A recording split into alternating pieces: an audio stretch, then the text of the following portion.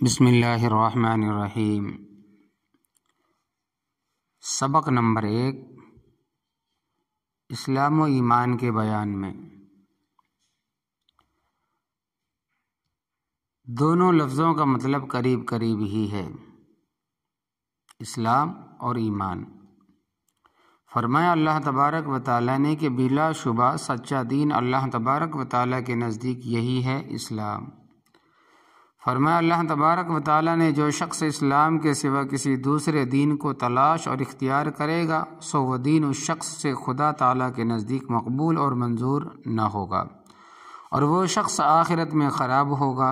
اور فرمایا اللہ تبارک و تعالیٰ نے کہ جو شخص تم میں سے اپنے دین اسلام سے پھر جاوے پھر کافر ہی ہونے کی حالت میں مر جائے تو ایسے لوگوں کے نیک اعمال دنیا و آخرت میں سب غارت ہو جاتے ہیں، اور ایسے لوگ دوزخی ہوتے ہیں، اور یہ لوگ دوزخ میں ہمیشہ ہمیشہ رہیں گے۔ فائدہ: دنیا میں اعمال کا غارت ہونا یہ ہے کہ اس کی بیوی نکاح سے نکل جاتی ہے، اگر اس کا کوئی وارث مسلمان مرے اس شخص کو میراث کا حصہ نہیں ملتا، مرنے کے بعد جنازے کی نماز نہیں پڑھی جاتی، اور آخرت میں ضائع ہونا یہ ہے کہ ہمیشہ ہمیشہ کے لیے دوزخ میں داخل ہوتا ہے۔ مسئلہ: اگر یہ شخص پھر مسلمان ہو جائے تو بیوی سے پھر نکاح کرنا پڑے گا، بشرطے کہ بیوی بھی راضی ہو، اور اگر وہ راضی نہ ہو تو زبردستی نکاح نہیں ہو سکتا۔ اور فرمایا اللہ تبارک و تعالیٰ نے اے ایمان والو، تم ضروری عقیدوں کی تفصیل سن لو، یہ ہے کہ اعتقاد رکھو اللہ تبارک و تعالیٰ کے ساتھ اور اس کے رسول صلی اللہ علیہ وسلم کے ساتھ اور اس کی کتاب کے ساتھ جو اس نے یعنی اللہ تبارک و تعالیٰ نے اپنے رسول یعنی محمد صلی اللہ علیہ وسلم پر نازل فرمائی، یعنی قرآن کے ساتھ، اور ان کتابوں کے ساتھ بھی جو کہ رسول اللہ صلی اللہ علیہ وسلم سے پہلے نبیوں پر نازل ہو چکی ہے۔ اور جو شخص اللہ تبارک و تعالیٰ کے ساتھ کفر کرے، اور اسی طرح جو اس کے فرشتوں کے ساتھ کفر کرے، اور اسی طرح جو اس کی کتابوں کے ساتھ کفر کرے، اور اسی طرح جو اس کے رسولوں کے ساتھ کفر کرے، اور اسی طرح جو روز قیامت کے ساتھ کفر کرے تو وہ شخص گمراہی میں بڑی دور جا پڑا۔ بلا شبہ جو لوگ پہلے تو مسلمان ہوئے پھر کافر ہو گئے پھر مسلمان ہوئے تو اس بار بھی اسلام پر قائم نہ رہے، ورنہ پہلی بار کا اسلام سے پھر جانا معاف ہو جاتا، بلکہ پھر کافر ہو گئے پھر مسلمان ہی نہ ہوئے ورنہ پھر بھی ایمان مقبول ہو جاتا، بلکہ کفر میں بڑھتے چلے گئے، یعنی مرتے دم تک کفر پر قائم رہے۔ اللہ تبارک و تعالیٰ ایسوں کو ہرگز نہ بخشیں گے اور نہ ان کو بہشت کا راستہ دکھلائیں گے۔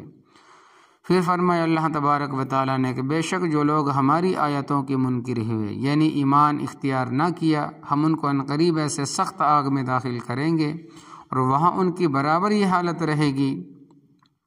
جب ایک دفعہ ان کی کھال آگ سے جل چکی گی تو ہم اس پہلی کھال کی جگہ فوراً دوسری تازی کھال پیدا کر دیں گے تاکہ ہمیشہ عذاب ہی بھگتتے رہیں۔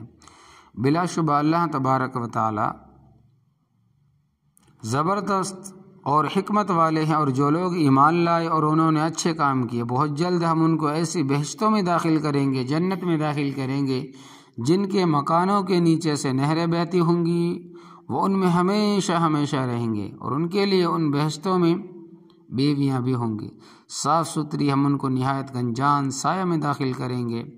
تو ان آیتوں میں اسلام والوں کے لیے جنت کی نعمتیں اور اسلام سے ہٹنے والوں کے لیے دوزخ کی مصیبتیں تھوڑی سی بیان کی گئی۔ دوسری آیتوں میں اور حدیثوں میں جنت کی طرح طرح کی نعمتیں اور دوزخ کی طرح طرح کی مصیبتیں بہت سی بیان ہوئی ہیں۔ اے مسلمانوں، دنیا کی زندگی بہت تھوڑی سی ہے، اگر اسلام پر قائم رہ کر مان لیا کہ کچھ تھوڑی سی تکلیف بھی بھگت لی تب بھی مرنے کے ساتھ ہی ایسے عیش اور چین دیکھو گے یہاں کی سب تکلیفیں بھول جاؤ گے۔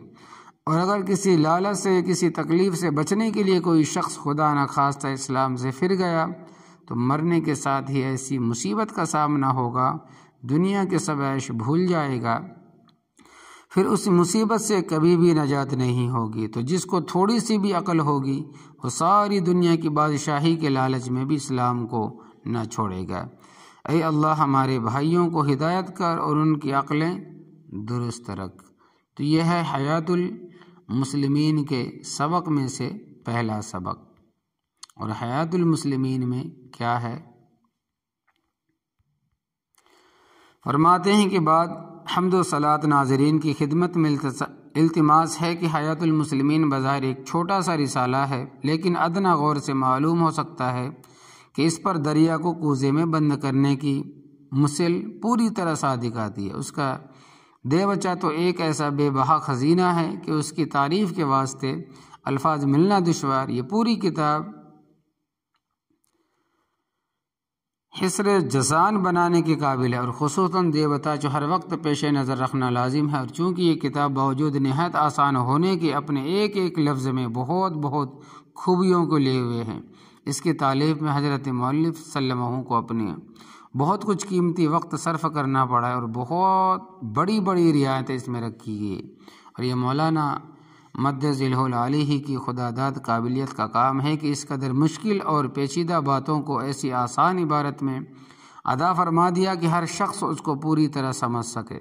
اس واسطے ضرورت تو اس کی ہے کہ تمام کتاب مفصل شرح لکھی جائے۔ خدا کرے یہ آرزو بھی جلد برآئے، لیکن دیبچہ کی عبارت بھی کسی قدر مشکل تھی، اس واسطے سر دست دیبچہ کا حاشیہ لکھا گیا ہے، اور دیبچہ کے حاشیے پر تاکید کے لیے 100 آیتیں حضرت والا نے تحریر فرمائی تھی۔ ان کے ترجمہ وغیرہ کی حاشیے میں گنجائش نہ تھی، ان کا ترجمہ تھا تو ضروری۔ اصل جو چیزیں اس میں ہے وہ کیا ہے؟ آیتوں کا ترجمہ ہے، کیونکہ مقصود رسالہ گو نہایت درجہ یقینی ہے، مگر اس زمانے میں اس سے از حد غفلت بڑھ گئی ہے، بلکہ غفلت سے آگے انکار ہونے لگا۔ اس واسطے تاکید اور تائید کی سخت ضرورت ہے۔ تو اللہ تبارک و تعالی عمل کرنے کی توفیق عطا فرمائے۔ تو یہ ہے حیات المسلمین میں سے پہلا سبق۔